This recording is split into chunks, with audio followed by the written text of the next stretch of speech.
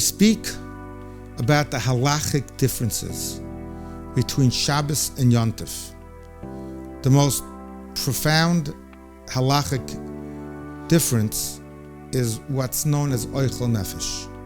Oichel Nefesh means that one is allowed to prepare food on Yom Tov and may not do so on Shabbos.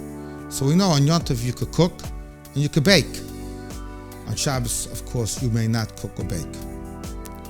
But when it comes to cooking or baking, there are many questions that come up, particularly in the world we live in putting up or putting down your fire. So in order to discuss this, we need to differentiate between different types of ovens. There's a gas oven and there's an electric oven. When we speak about a gas oven, the gas ovens that are manufactured now, when I say now, this is for quite a few years already, all have electronic ignition.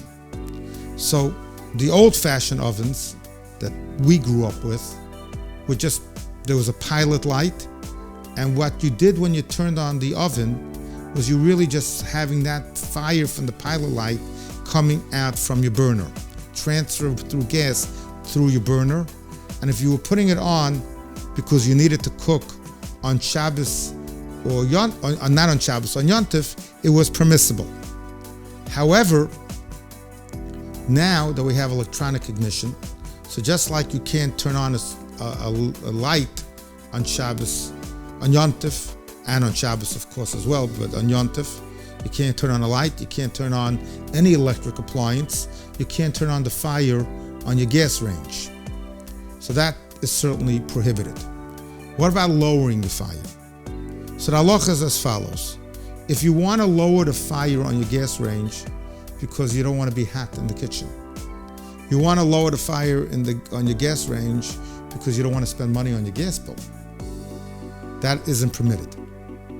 But if you want to lower the fire on your gas range because if you're going to keep the food, the pot, on the gas range and the fire is going to be too high and your food will burn, then you may lower the fire, because that's called Oichel Nefesh.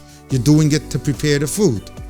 But you're allowed to lower the fire, you may not extinguish the fire.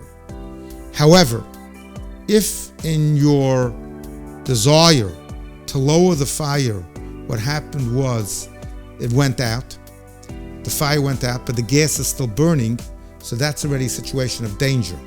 And when it's a situation of danger, then you could shut it, because you don't want to have a gas leak, you could shut it all the way. If you have an old-fashioned gas range, which there are very few, I presume, left, that has a pilot light, then it may not be permissible, says Rav Moshe Feinstein, to lower a fire, because you could just put on a new fire at the proper height.